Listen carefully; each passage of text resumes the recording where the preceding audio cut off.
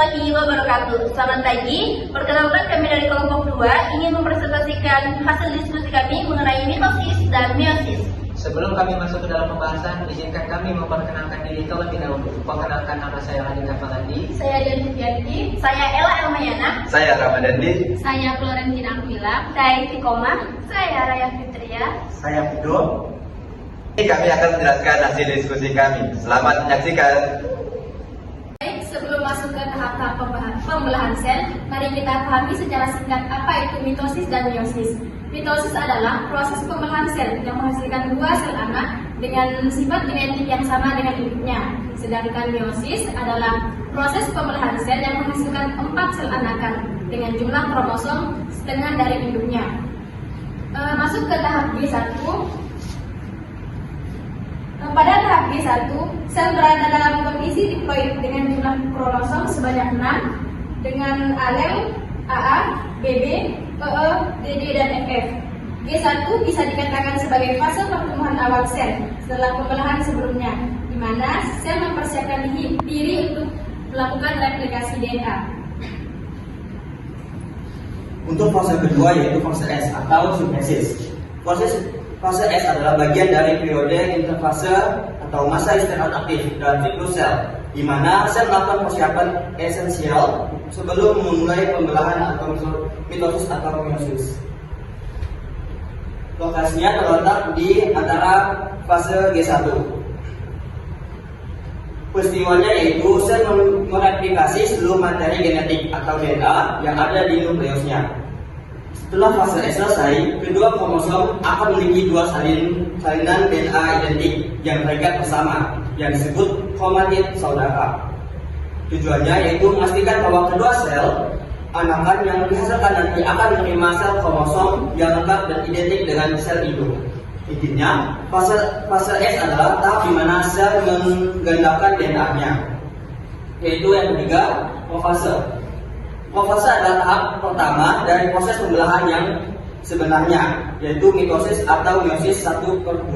Ini adalah tahapan di mana struktur dalam nukleus mulai berubah secara dramatis.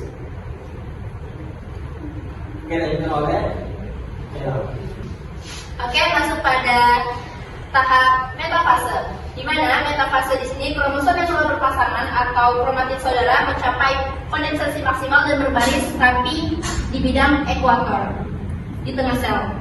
Pada tahap ini, serat gelondong mitosis dari kedua kutub sel melekat erat pada setiap kromatid saudara. Ini berfungsi sebagai titik yang menahan kromosom di tengah sambil mempersiapkan diri. Transisi ke fase anafase, di mana ini dipicu ketika protein lem yang menahan kromatid saudara itu yang di sentromernya itu rusak. Seketika itu kromatid tersebut terpisah dan sekarang dianggap sebagai kromosom sendiri. Serat gelondong yang kemudian memendek menarik setiap set kromosom ke kutub sel yang berlawanan. Sementara sel memanjang memastikan bahwa setiap sel anak yang akan terbentuk menerima salinan genom yang identik. Oke, akan dilanjutkan oleh saudara Mila. Baik, terima kasih Ella. Pada tahap telofase, kromosom mulai tidak padat. Membran inti terbentuk di sekitar setiap kelompok kromosom. Benang spindel menghilang. Dua inti sel identik mitosis dan inti haploid meiosis terbentuk. Lanjut untuk tahap sitokinesis. Sitoplasma sel membelah menjadi dua. Cincin kontraktil terbentuk menarik membran sel hingga terbelah. Sel terbentuk di tengah sel memisahkannya, menghasilkan dua sel anak terpisah. Sekian dari hasil presentasi pada tahap mitosis, akan dilanjutkan pada tahap meiosis. Baik, selanjutnya kami akan membahas tahapan meiosis yang nantinya tahapan profase 1 dan metafase 1 akan dijelaskan oleh saya sendiri. Pada profase 1, kromosom homolog saling berpasangan dan bertukar materi genetik melalui proses yang disebut bida silang atau crossing over. Proses ini menciptakan variasi genetik yang penting. Sementara itu, selaput inti dan nukleolus menghilang. dan sentrosom bergerak ke kutub yang berlawanan membentuk gelendong mitosis atau spindle fiber. Selanjutnya, pada metafase 1, pasangan kromosom homolog yang telah terbentuk berjajar di bidang ekuator sel secara acak.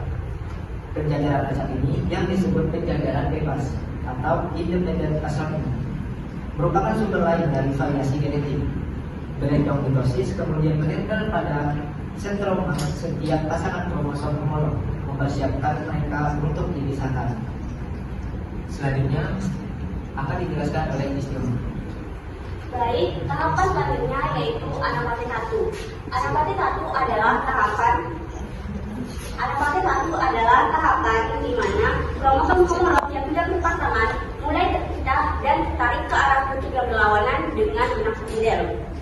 Pada fase ini, sentromer kromosom tetap utuh, sehingga masing-masing kromosom masih terdiri dari 2 kromatid yang identik. Pergerakan kromosom ini penting agar setiap sel anak mendapatkan satu set kromosom yang haploid, menjaga variasi genetik pada keturunan. Selanjutnya yaitu telofase 1. Telofase 1 adalah tahap akhir pembelahan meiosis pertama, di mana kromosom yang sudah sampai di kutub mulai dikelilingi oleh membran inti yang baru terbentuk.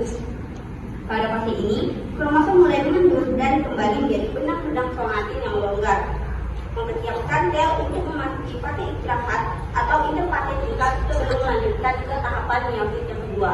Baik, selanjutnya akan dijelaskan oleh saya. Baik, pada fase selanjutnya yaitu profase 2, di mana itu adalah tahapan pertama dari meiosis 2. Pada tahapan ini, dua sel haploid hasil dari meiosis 1 masuk kembali tanpa replikasi DNA.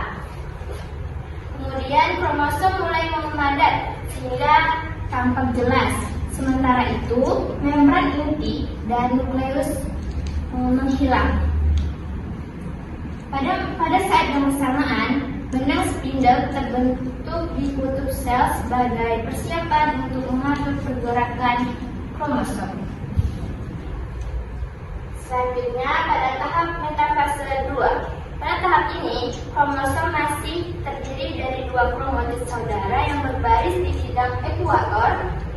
Benang spindel menempel pada sentromer masing-masing kromosom dari arah kutub berlawanan, sehingga kromosom siap dipisahkan menjadi untuk sel berikutnya.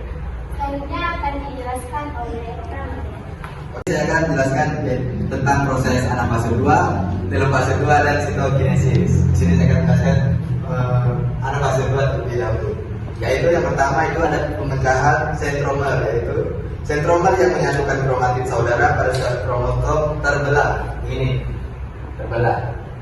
Yang kedua itu pergerakan kromatid, yaitu benang spindel mulai menarik kromatid yang kini disebut kromosom individual ke kutub yang berlawanan. Yang ketiga itu ada pemisahan kromosom. Kedua kelompok kromosom yang sudah terpisah akan bergerak menuju kutub masing-masing.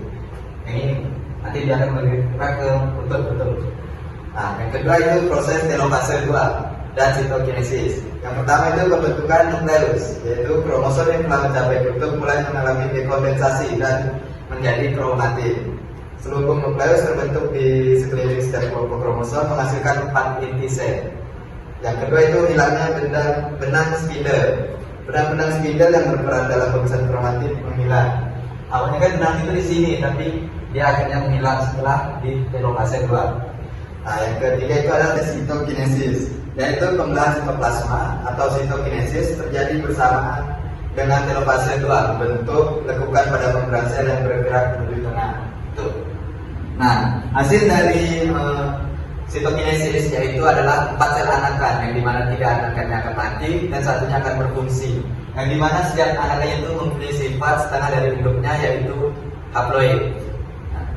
Sekian penjelasan dari meiosis 2. Terima kasih. Sekian dari hasil presentasi kami ucapkan terima kasih. Wassalamualaikum.